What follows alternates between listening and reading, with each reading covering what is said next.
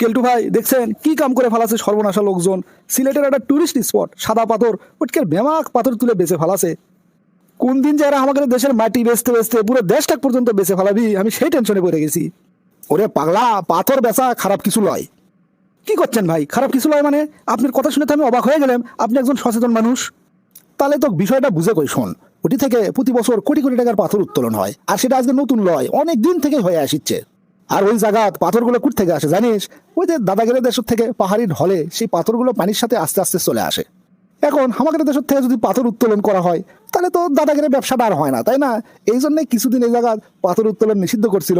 কার স্বার্থে বুঝতে পারছো তো নিশ্চয়ই। তার মানে আমাদের দেশত পাথর উত্তোলন করে দাদাগিরি ওটি সেই পাথর উত্তোলন হচ্ছিল, আর সেই পাথর আমাদের কিনে নেওয়া লাগিচ্ছিল। এই তো ঘটনা বুঝবে পারছু। তাহলে কাগের স্বার্থে ওই জায়গার পাথর উত্তোলন এতদিন বন্ধ আসলো, সেটা তো আর বোঝা করা লাগিচ্ছে না, তাই না? কিন্তু বড় ভাই, তাই বলে একটা টুরিস্ট স্পট এভাবে ধ্বংস হয়ে গেল, এটা কেমনে মেনে নেওয়া যায়? সেটা নিয়ে কোনো চিন্তা করা লাগবে লয়, কয়েক মাসের মধ্যে দেখবো আবার ওই জায়গা পাথর দিয়ে ভরে যাবি। তবে যেভাবে পাথর তুলছে এটা মানে নেওয়া যায় না, একেবারে রাক্ষসের লাগান সব খাইয়া ফেলাছে। ওই জায়গায় পাথর উত্তোলন হওয়া লাগবে সুনিয়ন্ত্রিত, মানে নিয়ন্ত্রিত ভাবে পাথর উত্তোলন করলে ওই জায়গার টুরিস্ট স্পটও ধ্বংস হবার লয়, আর আমাদেরও ওই দাদাগিরি দেশের থেকে পাথর কিনে আনা লাগবার লয়। বুঝছো বিষয়টা? এইবার আমার কাছে সবকিছু দুধ কা দুধ পানি কা পানি হয়ে গেল।